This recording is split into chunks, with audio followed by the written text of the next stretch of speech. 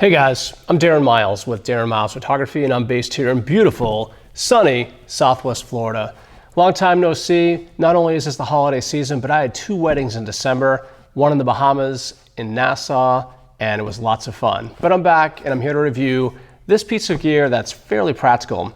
Full disclosure, OKMO, sent me this Powerstation in exchange for this review. There hasn't been any formal compensation. I don't get any sort of affiliate link associated with this product directly from OKMO.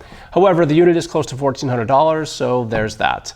Even though they gave me the Powerstation, I'm not going to let that bias my review, as there are some very important shortcomings here that will need to be discussed. More disclosures. Truthfully, I'm probably not the ideal client for this product, but there are a lot of practical usages for a professional photographer like myself, and I'll cover a lot of that in this video. This is also a real-world review, so I'm not going to get too much into the majorly technical specifications, but rather it's more about its practical usage in my role as a professional photographer. So, with that out of the way, let's get on to the review.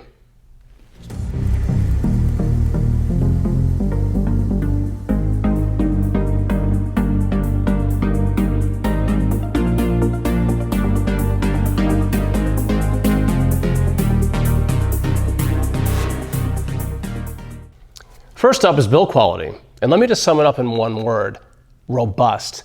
This thing is heavy, coming in at a hefty 44 pounds. It's built like a little tank and weighs as much as a car battery, probably because the battery that's in there is about the same size and weight as a car battery. The handles are grippy and made out of a really tough plastic, though I don't think you want to drop this thing because it still looks and feels kind of brittle to me. Buttons, switches, and rubber flaps, they're all pretty straightforward and tactile and obvious. In the end, this thing is just a source of power for multiple application. And build quality really can't be expected to get much better than this.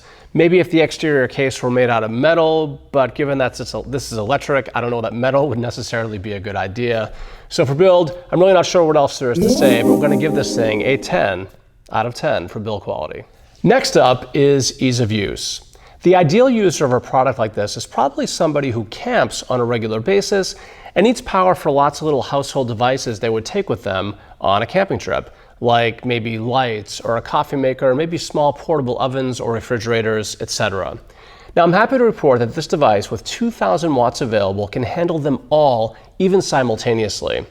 But when it comes to ease of use, if you know how to plug a device into a USB charging port or into a wall, you're going to find this is incredibly easy to use. The first thing you need to do is power up the device. The second thing you need to do is power on or select the accessory that you're going to use, be it AC power, for example. And then you plug it in, just like you would at an outlet in your house. It's pretty straightforward. From there, the power lasts for days. It's pretty incredible. Again, I'm not the typical user. I'm usually charging batteries for cameras, flashes, etc., which don't take a lot of power and certainly don't push this thing to the limit. Now, charging the Powerstation takes about 10 hours with the standard charger that's included.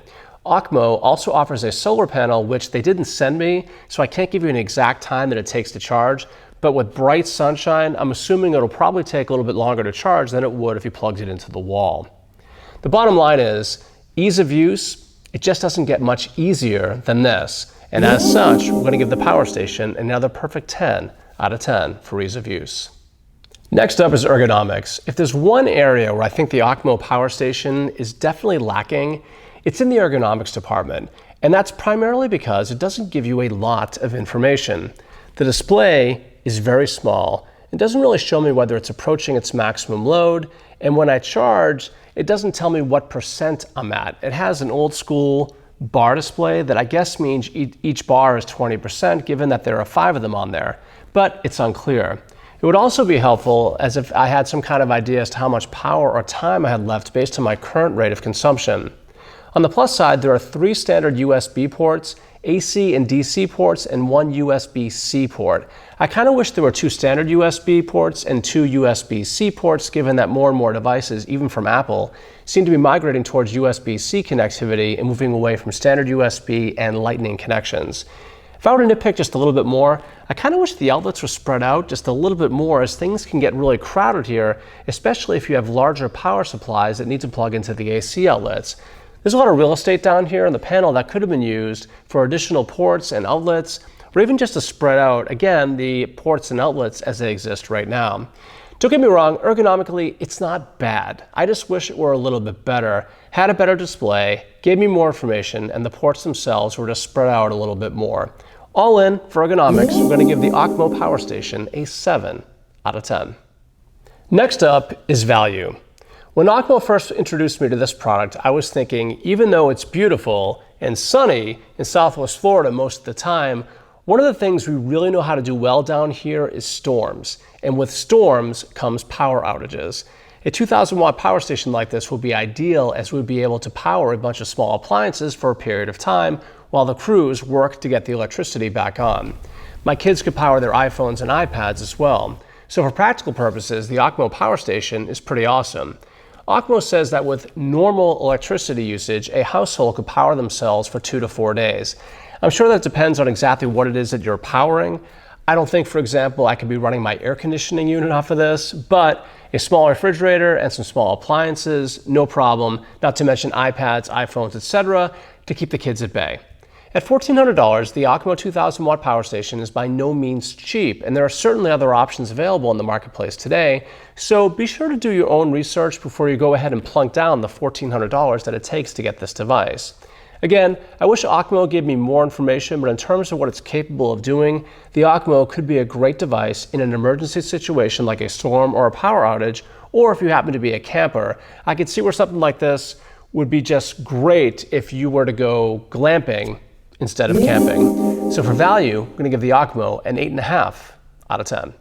To wrap up this review, we gave the OKMO 2000 watt power station a 35.5 out of 40 and our recommended rating. The final word. The one area that I really didn't get into that I want to cover now is how do I use the OKMO as a professional photographer? The reality is there are a lot of small handheld battery packs for much less money that professional photographers can take along with them if they go on the road quite a bit, as I do. But there are certain situations where a device like this would definitely come in handy. I can already hear my critics now saying things to me like, "Why didn't you buy extra batteries? Why did you not double check that your batteries were fully charged before you left the house?" You should always have a backup plan. I love it when other professional photographers pretend that they've never been in a situation where they themselves have forgotten a critical piece of gear for a shoot. The truth of the matter is I usually take all those precautions, but nobody's perfect, and sometimes you just forget.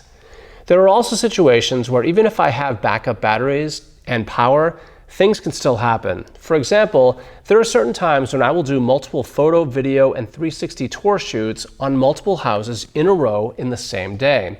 I use the Ricoh Theta Z camera for my 360 tours, which is awesome, but it doesn't have the greatest battery life in the world, and the battery is internal, meaning there really isn't a backup option that I can bring along with me, which means charging between jobs is a necessity. Especially, again, if you're doing multiple ones in a row.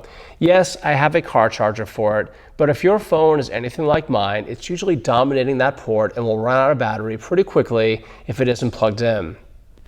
It's also convenient to be able to charge multiple devices at once in the back of my car if I need to.